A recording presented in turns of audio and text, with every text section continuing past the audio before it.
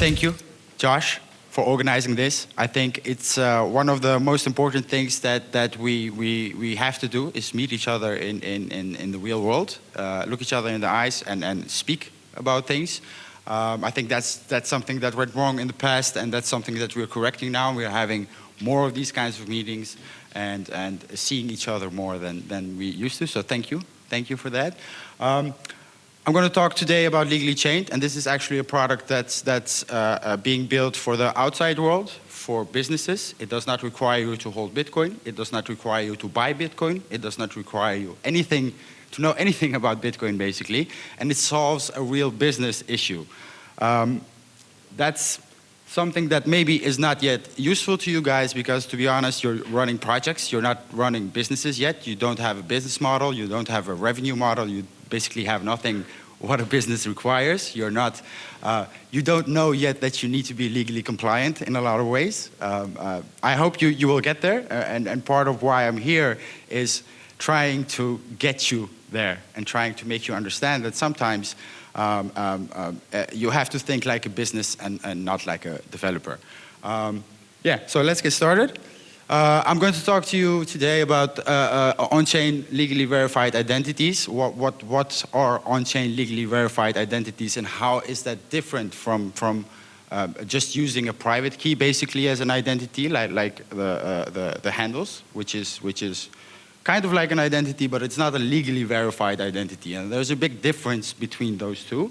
I'm going to talk about a user accountability and what it means when you implement legally verified identities to your application, what it means for users and what it means for you as a service provider, and why it's important to do so with regards to being legally compliant. It's something that I think is very important, and I think it's something that is going to be relevant very quickly once regulators start enforcing laws. Yeah.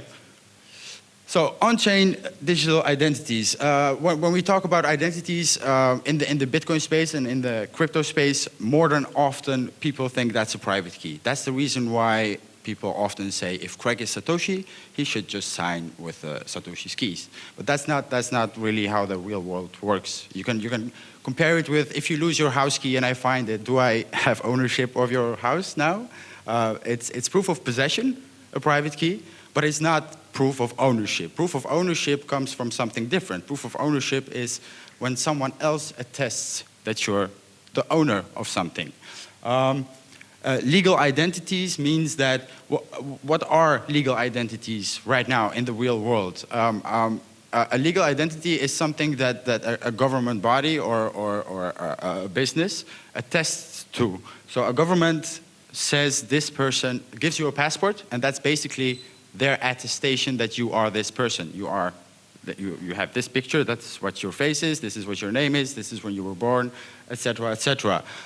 It can serve as a proof of identity, and our system is fully private and works within the law. What that means is that you can have best of both worlds. On one hand, you can have privacy for your users. They can disclose certain information and hold back other information, and it's fully within the law in the sense that it enables businesses to be compliant to KYC, AML regulations, while it also enables them to be compliant to privacy regulations. And I think that's something that's an important problem to solve, and something that we can solve by using the Bitcoin blockchain. Okay, so user accountability. We talk a lot about digital ownership, like Twitch often says you as the owner, you are the owner of the data that you're generating on-chain. But legally speaking, that's not true. A private key does not make you the legal owner of that data. A private key only makes you the legal owner of that data if it's tied to a real-world identity. So it's important that if you want to give your users ownership of their data, then you have to have a legally verified identity tied to the one that's generating that data. What the digital identity management system on-chain also delivers you is interruptibility. So if if you as a user have a digital identity, you can use that same identity on all other services that use the same system, which means you as a user, you're not bothered with having multiple usernames, multiple logins, having a key manager, etc., etc. You can just use one account for everything because it's a private identity and you're disclosing only the information that's needed for the service to offer you whatever service they're offering you. Oh, yeah. So it provides privacy in the sense that you can grant access to certain information and you can revoke that access. So it kind of turns the roles around between service providers and users. Right now, as a user of a service, you are signing or agreeing to the terms and conditions of that service provider. This turns the roles upside down. The service, you are setting the terms and conditions for the service provider to use your data. And when you are no longer satisfied with how that service is handling your data or handling your identity, you can revoke that access, which means that it puts the user in control of everything instead of the service operator. It also increases trust amongst the participants of a network. Like, if Twitch or any social media would implement something like this or this, what it would mean for me is that I would know that every user on this network is an actual person because they're legally verified. Right now on Twitter, one of the bigger problems is bots and is people with having sock puppets. This prevents that because you can have a reputation system of people that are legally verified and people that are not. So you instantly know what you can trust and what you can't trust, or what you can trust more, because these people can be held accountable for what they're saying or what they're posting online. Yeah, so a use case is basically Twitch. If Twitch would implement this, then what it would mean is that their users have actual digital ownership of their data, and you can use it to also encrypt the messages that they're putting on chain. This gives them the ability to revoke that access from Twitch and grant that access to a competitor of Twitch if they have like new features and they don't like Twitch anymore, which means that you as a user are in total ownership of your identity and of the data that you're putting on chain. I use Twitch as an example because we're here with Twitch, but this is something that basically a lot of social media companies could use. Another part is legal compliance. There are a lot of laws and regulations with regards to storing and using personal identifiable information. One of the issues with that is that there is some friction. Some companies are required to do KYC AML, but if they do that, they have to store that data. And if they do that, then they're also falling prey to laws and regulations with regards to privacy. This system allows them to, one, be legally compliant with KYC and AML, and on the other hand, instantly also be compliant with privacy regulations. So the costs that they're making for doing KYC and AML are right now 100th of the cost that they're currently having, because this is an on-chain solution which is much more efficient. And on the other hand, the costs that they're making to be legally compliant with regards to privacy regulations are basically gone.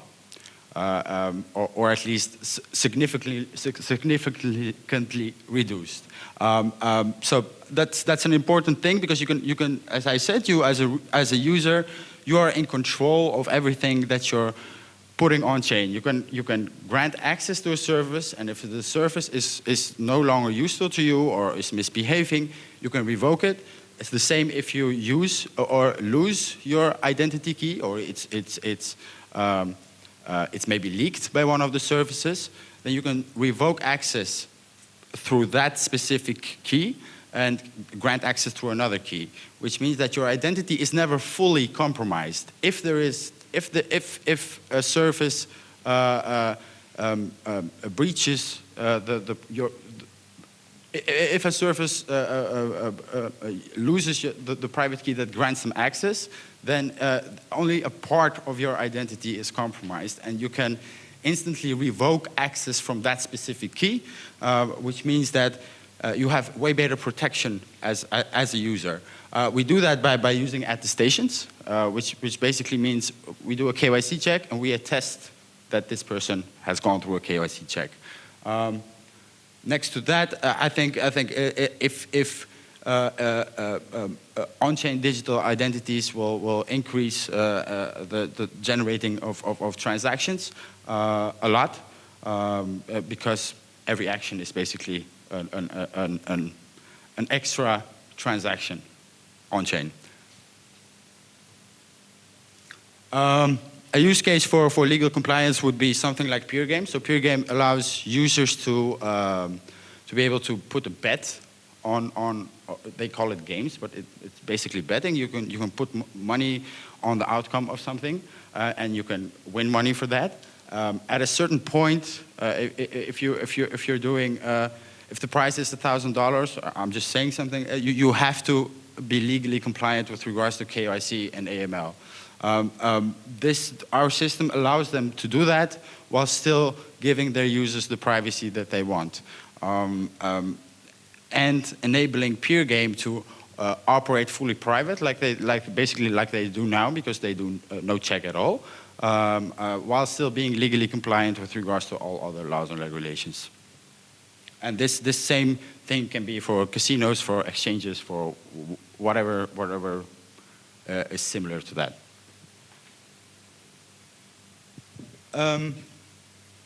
Which part is this? Yeah. So a little on how we're implementing on-chain digital identities. It's on the blockchain. So what you need is you need some kind of protocol to do it. So Siggy over here, he developed the Bitcoin attestation protocol. That you can find it on GitHub and use it yourself. You can use on-chain identities without our help, without relying on us. You would need an attestation service or do the attestations yourself. I mean, if that's something you're into, go for it. If that's something you want to outsource, you can have that outsourced with us, because you can implement our legally chained OAuth and just have it all done by us. And you also need a way to communicate with the blockchain. Right now, we're not using simplified payment verification, but that's something that we're working towards too, and that's something that we feel is very important to work for everybody. A little on the current design of identity solutions, and oh, I see that's not really clear on the screen, but fine. So on the right side, you see a couple, and there are literally hundreds of identity solutions out there. On the left side, you see all kinds of solutions offered by all kinds of companies. These are not interruptible. These do not work together. And if they would implement their identity system directly on the Bitcoin network, which what it would mean is that it would all stay the same. The services wouldn't be interruptible with each other. So what we think is the future is that all of these services can exist, all of these different identity systems can exist, while still being interruptible with each other by using the Bitcoin attestation protocol. And legally chained is basically the first one that's doing that. But what we hope to accomplish is that others do that as well, midterm. And what we hope to accomplish long-term is that there is no real need for all of these services, because governments are going to issue identities on-chain themselves. So the government becomes the attestation service instead of having a company doing it.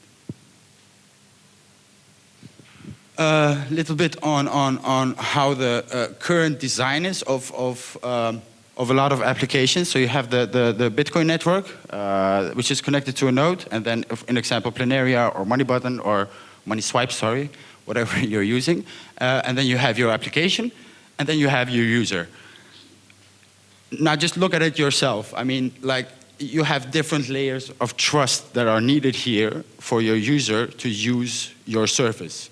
The better way of doing exactly the same application that you're building right now, exactly the same use case, is by using SPV as your application, which enables your users to be directly in contact with miners and directly in connection with miners.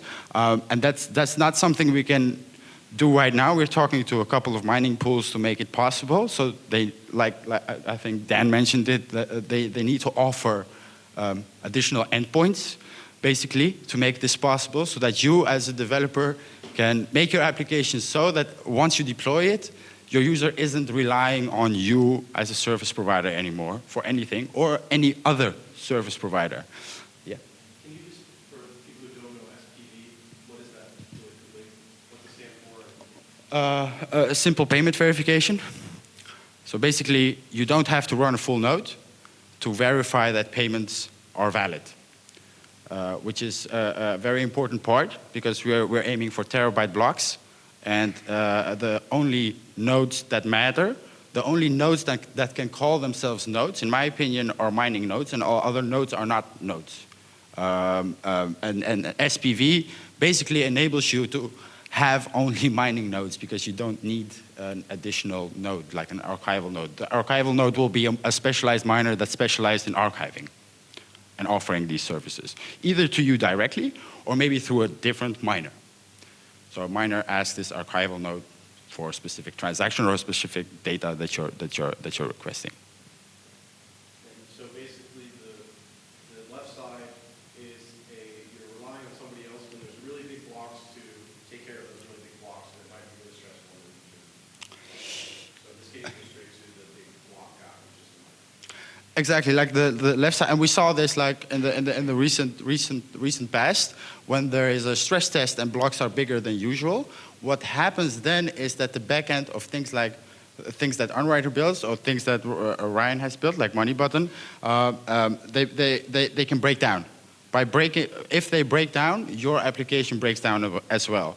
So you're not running businesses, so you're not doing a risk analysis, but any business that's doing a risk analysis would not use that model, because you're relying on other people to do something, and in this case, you're relying on other people that you're not paying to do something for you, to bear the costs that come with big blocks. And I don't think that's a sensible approach for any business. Yeah. We have one question over here. Oh, yeah.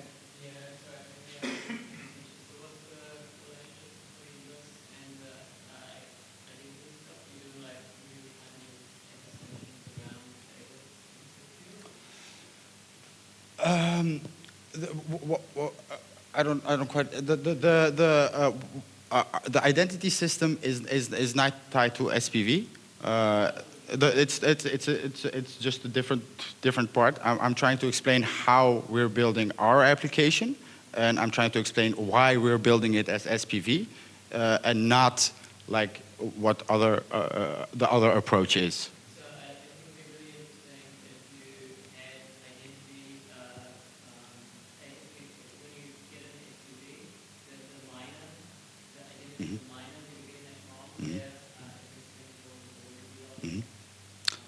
That's exactly what the long-term plan is, but I don't believe that you can incentivize anyone by talking and by having a round-table conversation. I think you incentivize people by being very profitable, and then having them realize that, hey, this is something that I can do myself. So I hope that we can incentivize miners by being very profitable to offer these services themselves instead of us offering them. The same thing with government. I don't think I should go to a government and ask them if they would like to issue passports on-chain. That's not something they're interested in. I think they will be interested in that when they see that this is a $1 trillion market, and they realize, hey, they're using our passports to basically make a lot of money, and we can offer the same services ourselves.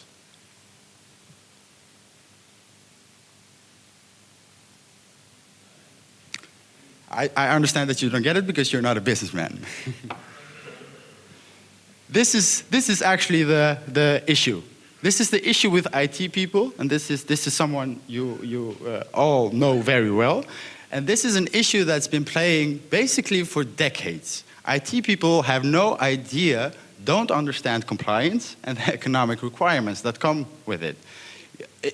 If you're not understanding what the risks are that you're involved in, then you can't make a sound business choice. This is why most of IT companies and most of applications fail, is because they're ran by someone who who doesn't understand that they need to be legally compliant. And this is a talk that I'm giving to you guys, but this is not something I ever have to explain to any business, because they know they need to be legally compliant in all kinds of ways, and they're just looking for the cheapest and most efficient solution to that.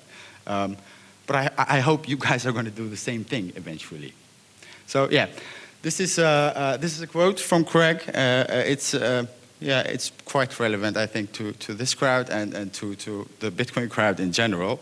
A little bit more on how IT people don't understand the risks they're involved in shows by how much tools like Planaria are used and tools like MoneySwipe are used. If you would be, you should know that these services that, in example, Unwriter is offering to you, these are top-notch services. This is not something that can be offered for free forever. You're building an application, and you have no idea what the costs are going to be eventually. And that's just not a good place to be at if you're a business, which you're not. The same thing is basically with MoneySwipe. What happens when their backend goes down? Your application goes down as well. What happens when blocks are so big that the one that's running MoneySwipe needs to have huge server costs to accommodate for all of these applications that run on it? I can tell you what happens. They're going to charge you for it. If that's not something that you are taking into account, into making your planning, if that's not something that you're thinking about, that your users will eventually be the one paying because you're a service provider. If something you're using is going to cost money all of a sudden, your running costs are going to increase. So what you're going to do is find a way of getting that money back. The way you do that is by basically putting it on your users. And I think that's something that can be totally prevented by just using SPV, because you then don't have a middleman anymore. Do I have any more? No, that's basically it. I urge you guys to think about the risks involved in the projects that you're building and the way that you're structuring your architecture and what it means from a business perspective, what it means to, what you can expect in the future to be paying for these services. And basically just ask Unwriter for a quote for his services. Pay him for it. It's not a reliable business model to rely on altruism. You can't build an app on that. And I think a lot of you are running risks that are totally avoidable by simply using your common sense as a businessman, because you're trying to be a businessman and a developer in one. So you've got to start thinking like a businessman and start thinking about the risks that you're running and start thinking about the long-term plan for your application. Thank you.